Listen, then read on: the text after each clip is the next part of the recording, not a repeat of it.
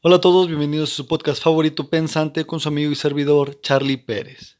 El día de hoy les traigo un tema que considero muy relevante para la actualidad, al que he decidido titular El poder normalizador del mérito. Esto partiendo de un filósofo francés altamente reconocido por sus ideas sobre política, como lo es Michel Foucault. Bueno, pero para hacer el análisis del poder normalizador del mérito, pues vamos estableciendo qué es el mérito, antes de entrar al poder normalizador. El mérito lo podemos resumir, en una frase muy sencilla, que es dar a cada quien según sus capacidades. En esa sencilla frase lo puedo resumir lo que es el mérito, mínimo en idea. La idea del mérito parte de que cada quien, según sus esfuerzos, sus capacidades, sus habilidades, logra aquellos aspectos que considera en la sociedad valiosa y por eso premia con incentivo económico, reconocimiento social. Ojo, esto no apunta a que realmente tenga un valor per se, simplemente que la sociedad reconoce ciertos aspectos y les da más valía a que otros. Esto no parte de que esté bien o mal, simplemente es lo que pasa. ¿Sí? Y ahorita voy a retomar este punto, el por qué. Pero ya que establecimos qué es el mérito, entonces no queda más que iniciar con el surgimiento histórico, un contexto histórico de lo que es el mérito como lo conocemos en la actualidad y por qué su importancia y trascendencia en esta época y momento histórico en el que vivimos. Bueno, todo esto se debe a partir de la revolución burguesa, de los movimientos ilustrados que surgen principalmente en Francia y que recorren toda Europa, Holanda, Suiza, y que tiene que ver con el cambio de paradigma del poder entre lo que sería el sistema feudalista y lo que sería el surgimiento de la burguesía como nueva clase dominante en el sistema capitalista. Esta dialéctica que se da entre los nobles del sistema feudal que tenían el acceso al poder y los burgueses como reciente clase que estaba obteniendo hegemonía económica y de la cual veía limitada su acceso al poder y al reconocimiento social en relación al sistema es muy difícil de ascenso, de subir o de tener acceso al poder, que era el sistema feudal, que era un sistema completamente de clases sociales muy establecidas, la nobleza y como parte hegemónica del poder a servicio del rey. Y de ahí los burgueses, pequeños propietarios y demás serviles. En todo ese sistema que se vuelve desventajoso a una clase burguesa que estaba poco a poco accediendo al poder por medio de la compra de cargos públicos y estaba por lo tanto cambiando un poco el acceso y la dinámica que se vivía en las interacciones sociales en la época feudal, lleva al acatombe, a la guerra, literalmente con la Revolución Francesa, en la que, como bajo la ideología burguesa de un liberalismo eh, político y económico, en el cual se luchaba el acceso del burgués simplemente al poder y el acceso de la jerarquía. ¿Sí? Esta guerra, como sabemos, ya sabemos el ganador, que literalmente fue el burgués, logró superar al, al, a la nobleza, sepultar y cambiar completamente la dinámica que se vivía en el sistema feudal, incluso en el sistema mercantilista, y genera un nuevo orden social. Diría Marx, la superestructura y la infraestructura son las que compaginan el aspecto social, cómo se organiza la sociedad, sobre todo la infraestructura, la forma en que se organiza los modos de producción. En esta guerra que surge la nobleza contra la burguesía, surge el mérito. El mérito como esta herramienta del nuevo sistema democrático, entre comillas digo democrático, porque realmente lo que se vuelve es una democracia burguesa, una democracia aburguesada, donde en la teoría se decía que era el gobierno de todos y el mérito como cada quien, según la capacidad que tenga, puede ascender y tener un buen estatus en la sociedad bajo la propuesta de que todos partíamos en la igualdad, la propuesta democrática. Pero realmente esto no fue así. Durante mucho tiempo la nobleza tuvo que sucumbir y relegar un poco a la burguesía para poder subsistir en lo que muchos llamarían monarquías constitucionales que imperaron en varios países hasta el establecimiento y final derrocamiento con las democracias modernas actuales. Eso ha ayudado también a las revoluciones industriales que han existido en la historia, que dio un cambio de paradigma al sistema social. Y es donde toma más relevancia el mérito, que es lo que estamos estudiando hoy. Por eso hice un background histórico muy breve para poder llegar a la importancia del mérito. Sí, porque es el mérito el que le da el poder al burgués, ojo esto, al burgués para tener acceso a posición social y acceso a política, al poder político. ¿Sí? Entonces el mérito realmente surge como la idea del mérito burgués, porque el mérito en sí, la idea de que cada quien según sus capacidades es falsa. Y ahorita vamos a ver por qué. Partiendo del punto de la actualidad, que es el neoliberalismo. Y aquí se conecta el porqué del título, el poder normalizador del mérito. Foucault habla de un poder blando y un poder duro, digámoslo así, un poder fuerte y un poder débil. Y el poder débil es aquel que ocupa la fuerza para lograr que la persona o la sociedad haga lo que tú quieres, lo que el poder quiere que se haga. ¿Sí? Eso es un poder débil. ¿Por qué?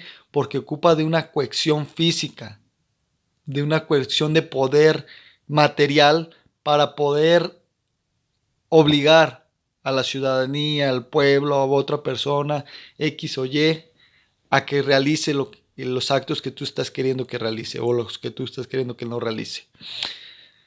El poder, claro. Y el poder fuerte, el verdadero poder, es el poder que se ejerce en el silencio y es un poder normalizador. Es un poder tal que no ocupas el poder físico, la fuerza física o militar o armamentística para obligar a la persona, al ciudadano, a la sociedad a que acate las órdenes, a que acate una forma de actuar o de no actuar. Ese es el verdadero poder, según Foucault. Y este poder normalizador se ha manifestado en la actualidad a través de lo que es el mérito. ¿Por qué digo que el poder normalizador? El mérito, ahora sí, conjugamos. Bueno, la idea del mérito configura el nuevo poder normalizador porque es el que es aceptado cabalmente por toda la sociedad en los sistemas capitalistas que tenemos, que es a cada quien según sus capacidades. Y esto es una normatividad aceptada de manera silente porque impone el sistema y por lo tanto es un poder fuerte, un poder que coacciona sin necesidad de un imperativo físico, el mismo poder depura. Y llegamos a la creencia de que realmente es el mérito lo que lleva a las personas o no al éxito o al acceso político, ignorando mucho lo que es el contexto social y sobre todo el azar. Estas dos partes que realmente configuran en qué tan bien o qué tan mal te pueda ir en la vida, el que te da muchas veces más definición que tus propias capacidades, que es lo que quiere hacer creer el poder del mérito, que es tu capacidad, y deja a un lado el aspecto contextual y el aspecto del azar, de la suerte histórica, de pertenecer a alguna sociedad en específico, haber nacido en una familia en específico, haber tenido ciertas oportunidades en específicas. Todo eso queda ignorado por el azar y así se justifica y se moraliza, porque este también tiene una parte muy una connotación muy propia del cristianismo, que es el aspecto del individualismo, porque la salvación depende de ti, de lo que tú hagas, o dejes de hacer. Si eres buena persona, buen cristiano, pues la salvación depende de lo que tú hagas.